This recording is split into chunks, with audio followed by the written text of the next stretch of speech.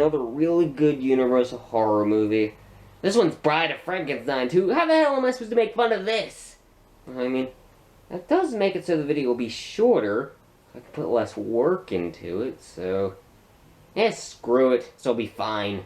It being released April 22nd, 1935, coming out 4 years after the last Frankenstein movie, with James Whale still directing the sequel, as this movie takes place right after the last movie left off, with the monster and Frankenstein alive, so survive the fire, because Universal wanted a sequel, as another mad scientist wants to make the monster a bride.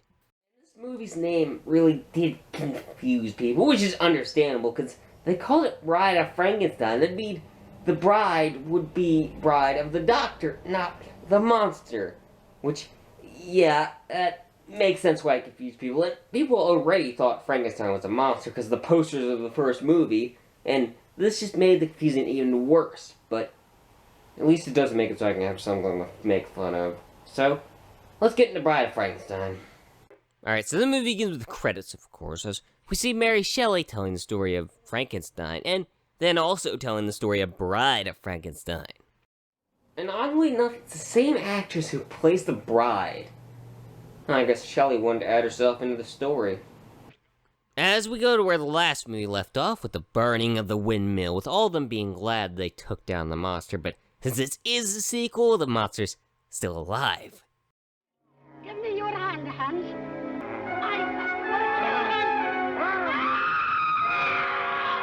Damn it! Man, she didn't even do anything to you! Is it wrong that makes me laugh?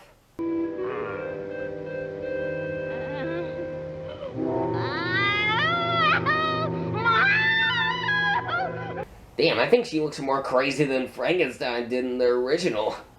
Now, she swears she saw the monster, but yeah, no one believes her. It's alive! The monster! It's alive! Damn, I think if she would have screamed that, she probably would have sounded crazier than Frankenstein did in the original. As luckily, Frankenstein is alive, but pretty screwed up because this is what happened to him in the last movie.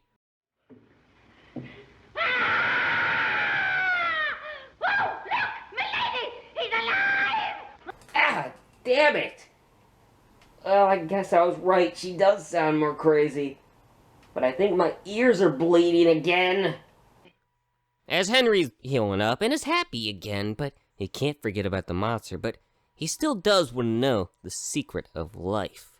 I created a man, and who knows, in time I could have trained him to do my will.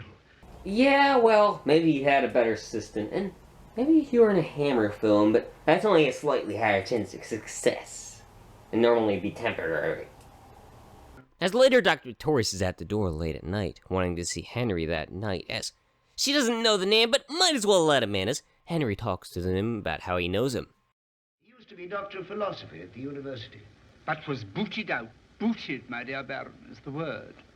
For knowing too much. So, pretty much they kicked his ass out, because he's crazy. As Henry doesn't want to have anything more to do with the monster, but Pretorius is there to blackmail him, to work with him, but Henry still doesn't want to do it, as they go to his laboratory to show Henry his experiments.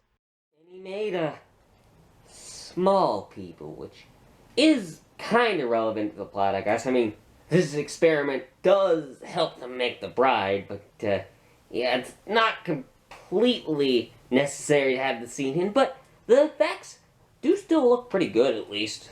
Whatever, Henry calls Pretorius mad as he makes his materials himself, as Henry stole from Graves, as he wants to combine the two. Probably could make a more sane being.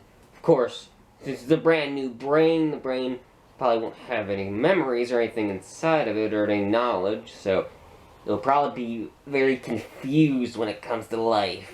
Or more confused than the other monster, at least. As Pretorius wants to make the monster a, mate. Yes, a woman. Which I'm pretty positive the monster can have sex with human women, but, here's my question if you do make the bride. Is the monster able to... how should I put this?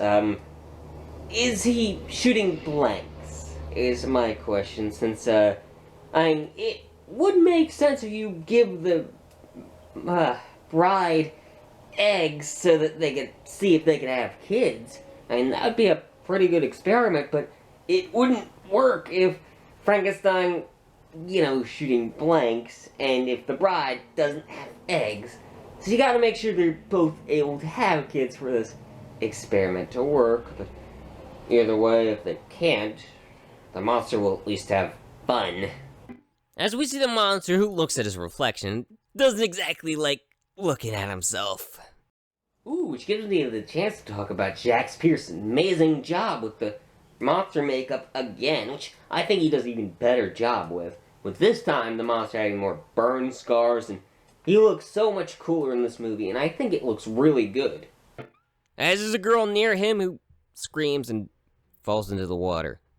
Oh, come on! I mean, really, he might look like a monster, even sound like a monster, but look at that face. There has to be a heart in there. Don't touch me!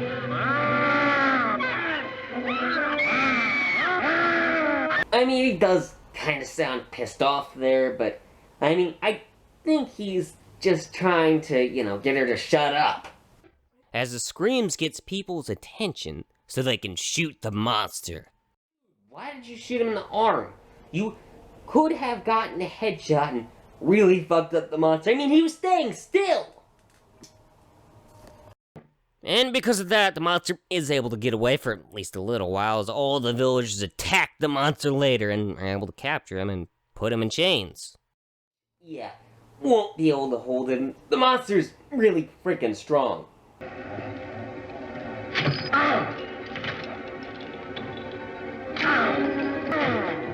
He's loose!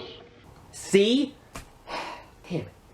I'm not sure exactly how when they tied him up earlier, that held him up, but chains, they broke. I guess the monster just can't break rope. Or it's just because of the plot, and they need an extra scene.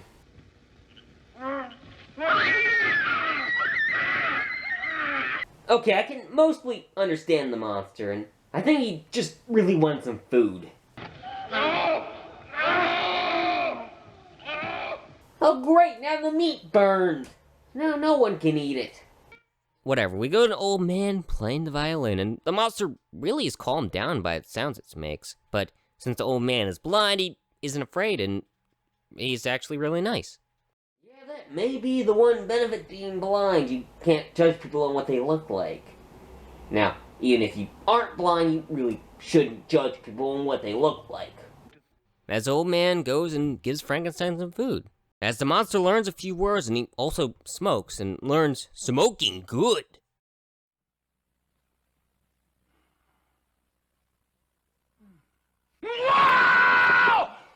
Whoops, wrong footage. To be honest though, that's probably how it would happen since this old guy is blind. As old man tells the monster there's good, and there's bad, as he really likes the music, but people come in seeing that the monster's in there. Which, I mean, the monster's not really doing anything wrong, so you really shouldn't fuck with him. I mean, to be honest, if you didn't fuck with him, he might have become a better person. But sadly, this screws everything up, making the house go on fire, so the monster runs into a graveyard for him to meet Dr. Pretorius. Good evening. Smoke? Friend? Yes, I hope so. Have a cigar. They're my only weakness. Okay, I know he's just trying to manipulate the monster, but yeah, at least someone who isn't blind is actually being nice to the monster. As the monster smokes with the doctor, as they're now friends, as he wants a friend like himself, as Pretorius uses the monster to help make a bride. Frank telling him to... Sit down. Sit down. Sit down! Sit down! As the monster decides to take Elizabeth, so now Henry's gonna have to help Pretorius, and so he has to do all the work together to make the new monster, as Frankenstein wants to sleep, but the monster says, finish first! You want this to work, you might want to let him sleep so, he can make this actually work and make you a bride. as instead they put the monster to sleep as they finish up the monster. As compared to the original movie, this one has an artificial brain. I assume he made this the same way that he made the little people, just, a lot bigger. As it's time for the experiment to begin, as the monster is brought to life.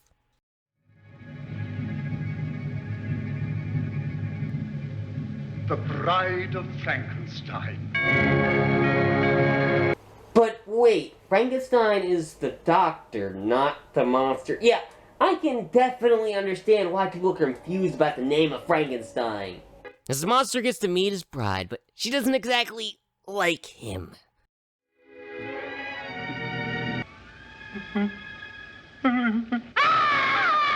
She hates me.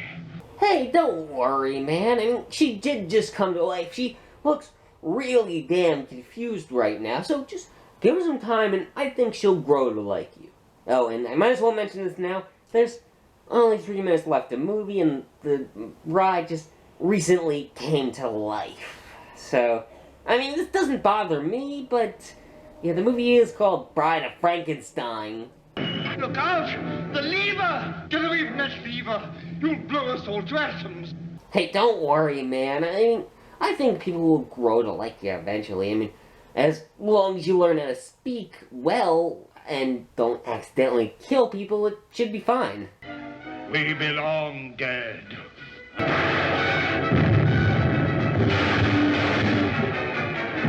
Oh, well, they're dead now. And don't ask what happened to the bride. She doesn't come back. As the place blew up, Henry and Elizabeth were able to get out. It wouldn't be another 4 years until Son of Frankenstein came out, which, yeah, it was because Universal took a little break from horror. But anyway, we'll get to that movie later. So that was Bride of Frankenstein, and it is great. And yes, I do think this movie is better than the original. I like how this movie focuses more on the monster, and I think the monster feels more sympathetic, and I really like to see the monster sad and evolve to be a bit smarter. And also, I like to see Boris Karloff again. He does a great job, but sadly, the bride isn't in the movie very much, but she does make a really good impression at least, and is really iconic. But Colin Clive also isn't in the movie very much, but he also does a good job for the movie that he's in, since the monster takes up more time, which, yeah, I enjoy seeing the monster more than Frankenstein. And Pretorius also does a good job, and it's definitely one of my favorite Universal monster movies, and I really love it, so I'm gonna have to give Bride of Frankenstein a 5 out of 5.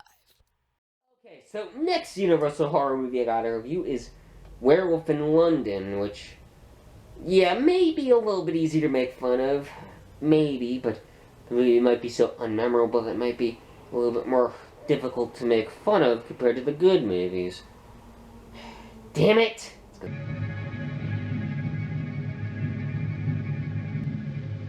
The Bride of Frankenstein.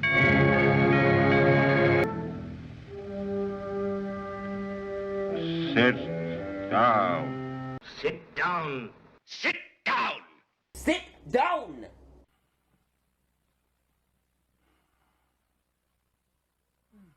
Mwah!